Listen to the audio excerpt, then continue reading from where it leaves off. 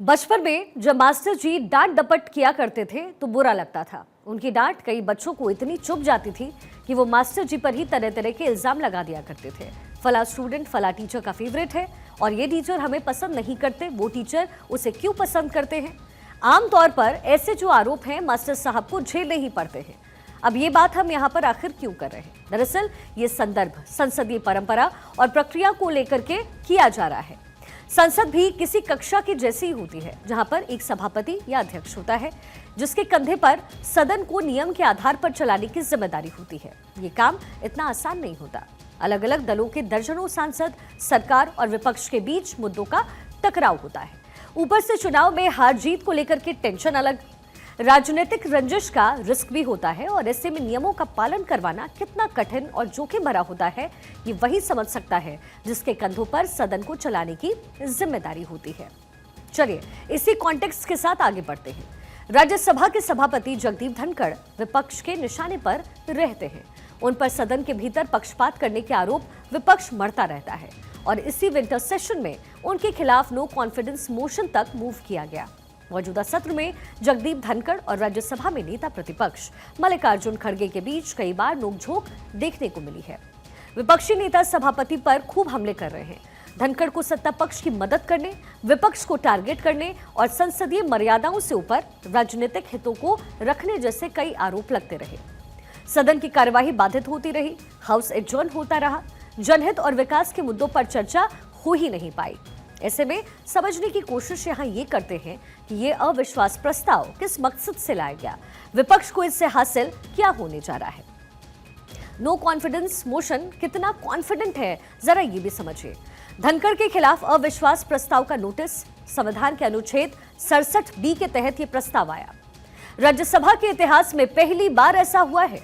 सभापति के खिलाफ पहली बार नो कॉन्फिडेंस मोशन आया। संख्या बल न होने के बावजूद अविश्वास प्रस्ताव लाया गया। प्रस्ताव पास कराने के लिए जरूरी संख्या बल नहीं है। दोनों ही सदनों में विपक्ष के पास जरूरी नंबर्स नहीं है।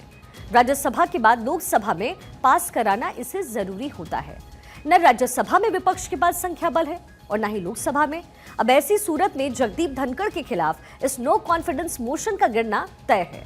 अब जरा समझिए कि ऑपोजिशन के पास कितने नंबर्स हैं, जिसके बाद आप इस अविश्वास प्रस्ताव का हश्र क्या होगा ये बड़े आराम से समझ पाएंगे।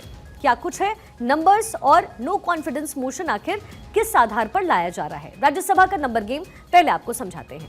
कुल सदस्य मौजूदा स्ट्रेंथ विपक्ष को चाहिए और विपक्ष के पास कितने हैं, जरा इन आंकड़ों को आप समझिए। कुल जो संख्या है वो 245 और मौजूदा स्ट्रेंथ 231 है। इसके साथ ही जो जरूरत है वो 85 है, यानी 116 का समर्थन चाहिए और 85 सांसद ही मौजूद हैं। राज्यसभा में ये प्रस्ताव जाहिर है अटक जाएगा। पास हुआ तो भी चुनौतियां कम नहीं, लोकसभा से भी इसे पास करवाना होगा। लोकसभा में भी बहुमत की जरूरत होगी। लोकसभा में भी अल्पमत में ही विपक्ष इस समय है। सभापति को हटाने की लंबी और जटिल संवैधानिक एक प्रक्रिया भी होती है जिसे फॉलो करना होता है। राज्यसभा और लोकसभा दोनों सदनों में लंबी चर्चा होती है और फिर दोनों ही सदनों में वोटिंग होती है और तब जाकर के राज्यसभा के सभापति को पद से हटाया जा सकता है। ऐसे में नो कॉन्फिडेंस मोशन को लेकर के विपक्ष खुद ही कॉन्फिडेंट नजर नहीं आ रहा है, तो धनखड़ को पद से हटाने की इच्छा पूरी होगी या नहीं, आप इसी बात से अंदाजा लगा सकते हैं। चलिए अब विपक्ष के आरोपों का भी एक टेस्ट करते हैं जो कि उसकी तरफ से धनखड़ पर लगाए गए हैं। मतलब विपक्ष के साथ पक्षपातपूर्ण रवैये की बात। राज्यसभा की कुछ घटनाओं का जरा यहाँ पर जिक्र कर लेते हैं। आखिर विपक्ष को धनखड़ नापसंद क्यों है, क्या वो बातें हैं। अगस्त 2023 पहली घटना, धनखड़ के विपक्ष की मांग को धनखड़ ने ठुकरा दिया। पीएम को बुलाने की मांग पर उस समय विपक्ष अड़ा हुआ था। धनखड़ ने कहा था कि मैं बाध्य नहीं कर सकता हूं। सांसद के विशेषाधिकार का हवाला दिया गया। मणिपुर पर प्रधानमंत्री का बयान चाहता था विपक्ष, तो ये तमाम बातें हैं जो हुई। अब अगली घटना है जून 2023 की। वेल में पहुंच गए थे मल्लिकार्जुन खड़गे खुद। प्रदर्शन करते करते वेल में वो पहुंचे। धनखड़ ने इस कदम की आलोचना की, खड़गे के आचरण को गलत बताया। पेपर लीक पर चर्चा चाहता था उस समय विपक्ष। अगली घटना इसी से जुड़ी हुई है। अब विपक्ष चाहता है कि सभापति उसकी बातों को सुने और उसी के हिसाब से संचालन करे, लेकिन आसन की अपनी जिम्मेदारियां होती हैं। सदन चलाने, देश हित के मुद्दों पर चर्चा करवाने और निष्कर्ष पर पहुंचने का दबाव भी होता है, प्रेशर होता है, ताकि तर्कपूर्ण फैसले लिए जा सके और सरकार नीतियां बना पाए। इन जिम्मेदारियों को निभाने के दौरान आलोचनाओं और आरोपों का बोझ भी झेलना पड़ता है। संविधान लोकतंत्र की आत्मा है, तो असहमति संविधान की खूबसूरती है। बतौर सभापति और देश के उपराष्ट्रपति जगदीप धनखड़ आलोचनाओं को झेलते हुए बखूबी अपनी जवाबदेही का निर्वहन इस समय कर रहे हैं।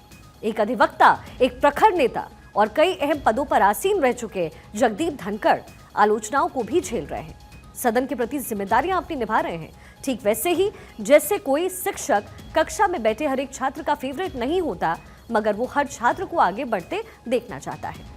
जगदीप धनखड़ भी कुछ ऐसे ही मास्टर जी हैं।